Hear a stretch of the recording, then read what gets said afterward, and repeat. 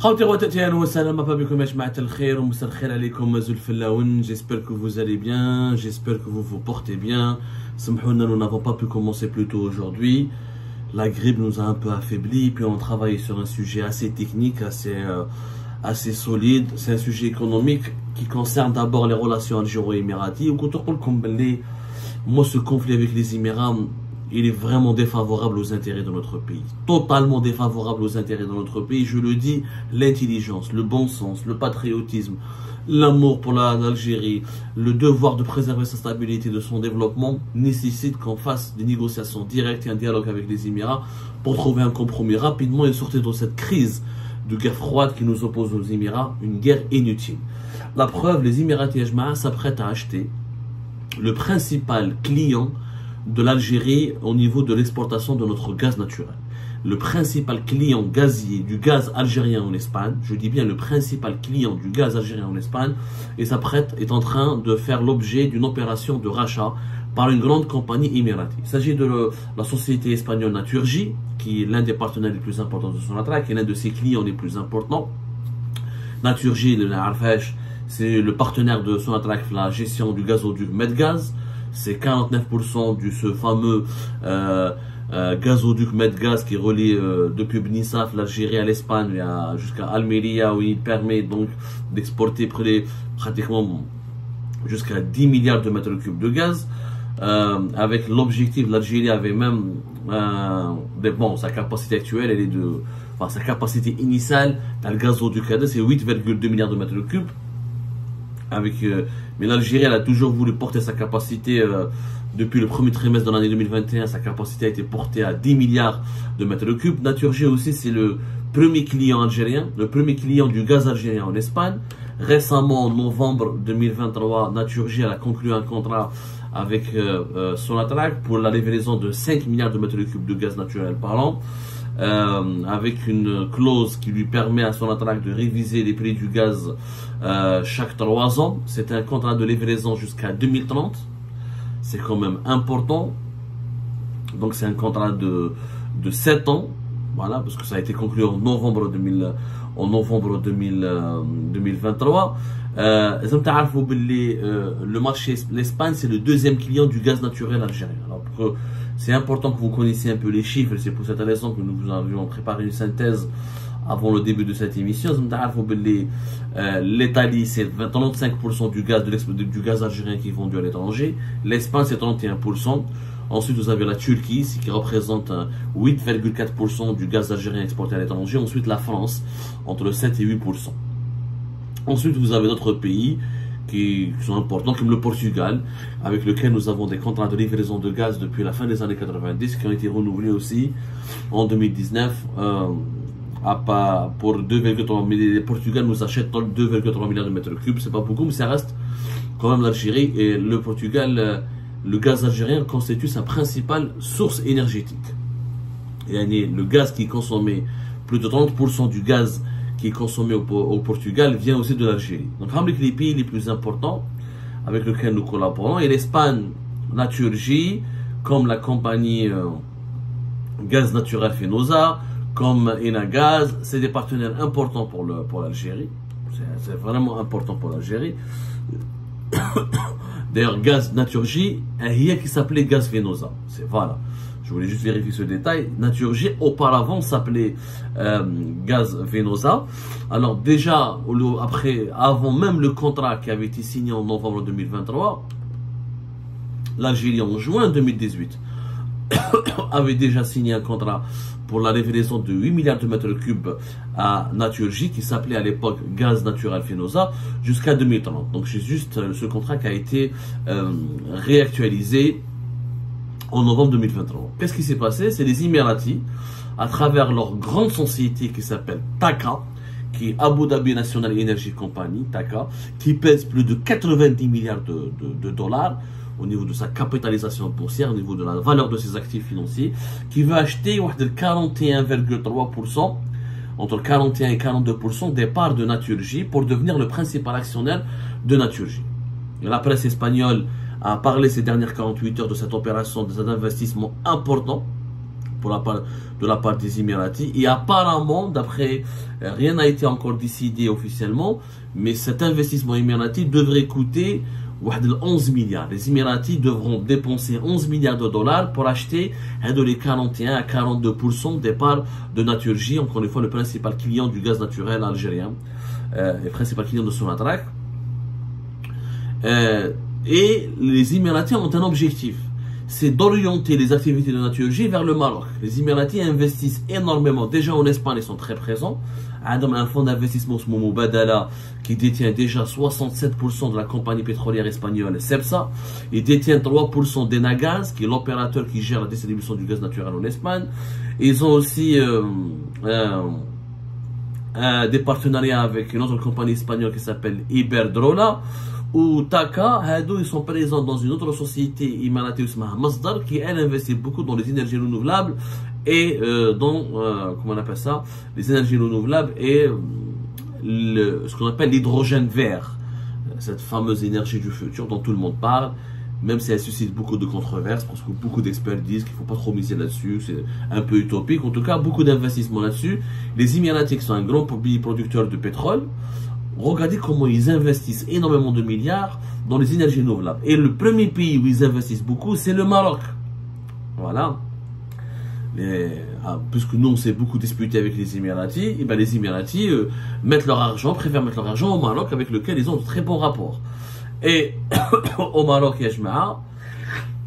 ils ont Taka Hadi, ils ont d'énormes investissements le Sahara occidental, dans l'éolien, dans le photovoltaïque pour le solaire, dans l'hydrogène vert. C'est considéré Taka, les Émiratis de Taka sont considérés comme le plus gros investisseur énergétique étranger présent au Maroc. Il produit 38% à travers les sociétés qu'il détient, ou à travers ses investissements au Maroc. Les Émiratis de Taka produisent 38% de toute l'électricité consommée au Maroc. C'est quand même, ils possèdent d'ailleurs depuis 2013 une filiale importante, c'est Taka Maroc. Et les Émiratis veulent produire 50%. Ils ont investi dans un plan pour atteindre d'ici 2030. Ils veulent être à l'origine de la production de 50% des énergies renouvelables que devra consommer le Maroc. Parce que le Maroc, vous savez, c'est un pays qui n'est pas gazier. D'ailleurs, il a beaucoup souffert, le Maroc, de la fermeture du gazoduc Maghreb-Europe en octobre 2021, qui lui a assuré de 96 à 97% de ses besoins de gaz naturel, parce qu'il bénéficiait d'un tarif préférentiel grâce au passage de ce gazoduc. Donc, il achetait du gaz à l'Algérie en prélevant du gaz sur ce gazoduc qui passait par l'Algérie à des prix référentiels, et ça lui permettait d'avoir 93, 94, il y a même des années où c'était 97% du gaz naturel pour consommer ou utilisé par le Maroc venait de l'Algérie. Ce n'est plus le cas, et le Maroc donc il a investi depuis de nombreuses années sur les énergies renouvelables parce que il importe beaucoup de pour les carburants, pour le gaz naturel, il est obligé d'importer beaucoup, et le Maroc n'est pas un pays riche, donc ils ont compris la nécessité des énergies renouvelables. Aujourd'hui on parle apparemment depuis 2023, on parle de 38% de l'énergie consommée au Maroc, elle vient de la part des énergies renouvelables. C'est assez ambitieux. D'autres chiffres parlent de 24-25%. En tout cas, le Maroc veut avoir 50% de toute l'énergie qu'elle est consommée par sa population. Elle doit provenir des énergies renouvelables. L'éolien, le photovoltaïque, l'hydrogène vert, le solaire. Et les Émiratis sont très présents. Par exemple, les Émiratis ont un programme d'investissement de 1,1 milliard et demi, 1,6 milliard d'euros dans l'hydrogène vert. D'abord dans le solaire, Sahara occidental. Ensuite, ils ont un projet dans la région de Oued Dhab, dans la région du Sahara occidental dominée par le Maroc. Ils veulent investir au Maroc 27 milliards de dollars pour devenir l'un des plus grands producteurs et exportateurs mondiaux d'hydrogène vert. Ils veulent acheter justement Naturgy pour que les Espagnols plus tard achètent l'énergie renouvelable qui est produite depuis le Maroc. Donc ils ont toute une nouvelle stratégie. Elle peut menacer l'Algérie. Elle peut menacer l'Algérie pour une raison simple. C'est que si les Émiratis investissent massivement au Maroc et en Espagne pour que les Espagnols et les Marocains traitent ou échangent entre eux essentiellement au niveau des énergies renouvelables, les importations espagnoles du gaz naturel algérien pourraient baisser. Et si ça baisse, l'Algérie gagnera beaucoup moins d'argent. Parce que quand même, l'Espagne reste le deuxième client après l'Italie.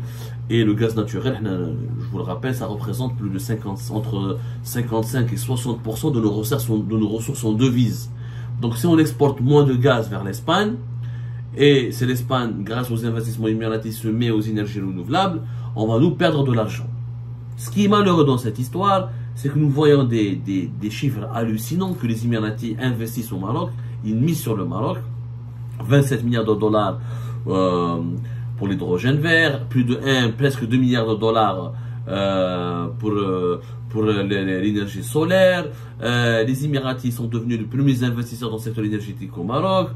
Et là, en voulant racheter le premier client du gaz naturel, du gaz algérien en Espagne, eh ben, il y a certains l'axe Abu Dhabi Rabat va te renforcer, et moins de présence, même, ça va, il n'y a pas d'inquiétude. Le gaz algérien reste, l'Algérie est redevenue le premier fournisseur du gaz. En Espagne, il y a les chiffres d'avril 2024, les chiffres sont très favorables pour l'Algérie. Alors l'Algérie en avril 2024, selon les dernières statistiques publiées par Enagaz, la société espagnole qui gère le réseau de distribution de gaz en Espagne, jusqu'au 12 avril dernier, l'Algérie a dépassé les États-Unis et la Russie, et l'Algérie fournit pratiquement 40% et quelques du gaz naturel qui a été consommé par les Espagnols. Donc il n'y avait pas d'inquiétude. Sur le premier trimestre de l'année 2024, l'Algérie a fourni plus de 33% des besoins en gaz naturel de l'Espagne, les États-Unis 24,5% et la Russie 23%. Et malgré la guerre, etc., le gaz russe continue d'être acheté par les Espagnols. Mais l'Algérie reste le pays qui domine alors que durant les années 2019, 2018, même 2020, les États-Unis avaient dépassé l'Algérie au niveau de la fourniture du gaz naturel pour l'Espagne. Mais bon, cette position elle est menacée. Elle est menacée parce que les Émiratis clairement ont une stratégie d'orienter, d'essayer d'influencer les autorités espagnoles pour consommer davantage d'énergie renouvelable, et les investissements massifs dans le solaire, dans l'éolien. Les Émiratis ont un objectif très clair. Ils investissent énormément dans le solaire, l'éolien, l'hydrogène vert au Maroc pour que le Maroc puisse exporter de l'électricité ou de l'énergie produite à partir du solaire, de l'hydrogène vert ou de l'éolien vers l'Espagne. C'est très ambitieux de la part des Émirats. L'Algérie, comment elle va réagir maintenant? Si Naturgy devient majoritairement dominée par les Émiratis, est-ce que les Algériens vont continuer à vendre du gaz à l'Espagne? Nous n'avons pas le choix. On a eu des crises importantes avec l'Espagne depuis mars 2022 jusqu'à aujourd'hui encore, avec un début de rétablissement des relations vers la fin de l'année 2023, avec le retour en novembre 2023 d'un ambassadeur algérien à Madrid. Ensuite, la visite qui était prévue à la ministre des Affaires étrangères espagnole en mars 2024 à Alger, elle n'a pas eu lieu. Les tensions, les relations algéro-espagnoles ont rebalancé dans la tension et dans les malentendus. La crise algéro-espagnole n'a pas été encore réglée. Mais malgré cela, l'Algérie a vendu et continuera de vendre de son gaz à l'Espagne parce qu'elle n'a pas le choix. Parce que ça constitue des revenus en devises très importants. Et il y a des contrats, c'est des contrats à long terme qui ont été signés d'abord en 2018 et qui ont été renouvelés là. Certains de ces contrats ont commencé à être renouvelés là en 2023, fin de l'année 2023. Donc on ne peut pas, l'Algérie va risquer énormément de problèmes si elle essaye d'annuler ces contrats. Et puis, elle ne peut pas remplacer le client espagnol. L'Espagne, c'est très proche de l'Algérie. Nous avons un gazoduc qui relie l'Algérie, notre pays, à l'Espagne. Donc on ne pourra pas sanctionner les Espagnols et en refusant de leur vendre du gaz. On peut vendre plus de gaz à l'Italie, à la Turquie, etc. Mais on ne peut pas ne rien vendre à l'Espagne. Et l'Espagne, si elle ne nous achète pas de notre gaz, ça va nous occasionner beaucoup de pertes, et des pertes assez importantes. On ne peut pas remplacer le marché espagnol, l'Algérie ne peut pas aujourd'hui remplacer le marché espagnol, qui est son deuxième client, après l'Italie, facilement. Ça n'existe pas. la géographie, le fait que l'Espagne est proche de nous, on est condamné à essayer de fidéliser, à conserver le marché espagnol. Et l'Espagne aussi était condamnée jusque-là, malgré les problèmes qu'elle a avec l'Algérie, de continuer d'acheter le gaz algérien. Mais là, il y a une nouvelle donnée. Les Émiratis entrent en jeu. Est-ce que ça ne va pas aggraver la crise algéro-espagnole? Est-ce que les Émiratis ne vont pas essayer de peser sur les choix énergétiques de l'Espagne? Certainement, ils le disent.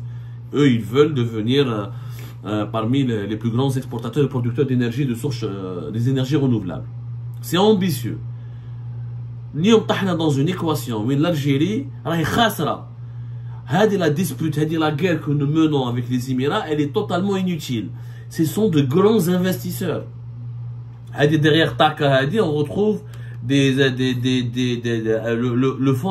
fonds souverain d'investissement souverain d'Abu Dhabi, qui possède presque 1000 milliards de dollars. On parle d'un fonds souverain de 1000 milliards de dollars. Et ils ont une puissance financière extrêmement importante. Ils ont plusieurs sociétés espagnoles à la fois. Pour ne pas dire qu'ils peuvent devenir l'actionnaire majoritaire de tous les grands groupes espagnols. Les Émiratis ont cette possibilité-là d'être un pays extrêmement, parce qu'ils sont un pays extrêmement riche, parce que c'est une puissance économique émergente et régionale importante. C'est complètement idiot d'avoir de l'hostilité, d'être agressif, d'être brutal et d'entretenir des problèmes avec l'un des États les plus riches du monde et de la région, et qui est parmi les plus importants investisseurs au monde. Je rappelle, on a déjà les Émiratis sont aujourd'hui parmi les 5 plus importants investisseurs sur le continent africain, après la Chine, les États-Unis et l'Union européenne. Donc, c'est des investisseurs très importants. Depuis 2022, nous avons des relations totalement empoisonnées avec eux, et c'est extrêmement préjudiciable. Tous les investissements émiratis vers le Maroc.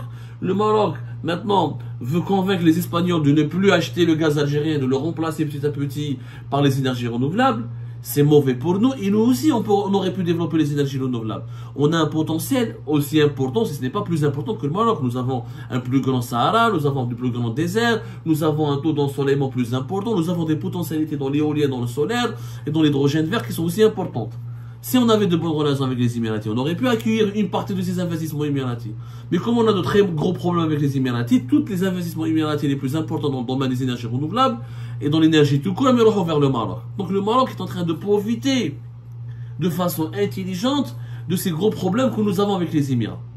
Et notre hostilité extrêmement intense et notre hostilité agressive à l'égard des Émirats nous fait perdre des intérêts économiques, des investissements importants. Et du coup, maintenant, nous serons obligés de traiter avec les Émiratis parce qu'ils seront les premiers actionnaires du premier client espagnol de notre gaz. Yani, on sera dans une position très délicate. Je crois que les Émirats sont en train de nous entourer, de nous encercler, mais pas avec des armes, mais avec des armes, en faisant pas mal d'investissements économiques. On sera obligé de leur parler, de s'adresser à eux et de traiter avec eux. En réalité, c'est une guerre. On dit la guerre avec les Émirats, la guerre froide avec les Émirats, elle est totalement inutile. Totalement inutile. Il faut trouver des solutions extrêmement urgentes. Il faut qu'on arrive à trouver un terrain d'entente avec les Émirats pour lever les malentendus, les incompréhensions, qui a eu raison, qui a eu tort, comment on peut trouver des solutions. Il faut revenir à la politique qui était pratiquée par le régime de Bouteflika, une politique agréable, paisible, apaisante, et un pragmatisme exemplaire où nous avons de très bonnes relations avec les Émiratis. Et les Émiratis étaient disposés à faire de grands investissements en Algérie qui n'ont pas abouti, encore une fois, à cause de l'instabilité de l'Algérie, à cause de des problèmes, de ces crises politiques successives, et à cause du climat d'affaires et l'environnement économique qui est hostile. Mais on doit, si on a réuni, pourquoi les Émiratis réussissent au Maroc et ne réussissent pas en Algérie? Donc il y a un problème. C'est que le problème est dans le marché algérien. Encore une fois. Je le dis, je le redis. Avec l'expansionnisme important économique des Émirats dans les pays voisins, au Maroc ou dans les pays partenaires importants, qui mènent l'Espagne, etc., maintenir cette politique d'hostilité agressive va nous provoquer des pertes importantes pour nous et on aura de gros problèmes. Surtout sur le plan économique. Et on va perdre beaucoup d'argent. Ça ne sert à rien de se disputer, de se lancer en guerre contre l'un des pays les plus riches du monde et de la région. Je n'arrive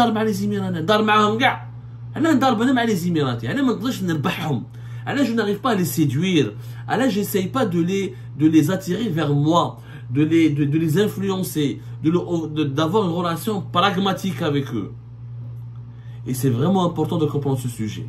Parce que demain, les Émiratis vont acheter la Turquie, demain, ils vont acheter ils vont s'intéresser à d'autres entreprises. Si le rôle de l'Algérie, il est bousculé ou la perturbé, ou si l'Algérie est perturbée ou la bousculée sur le marché espagnol, on risque malheureusement d'avoir des conséquences financières assez lourdes pour notre économie et par conséquent pour notre stabilité.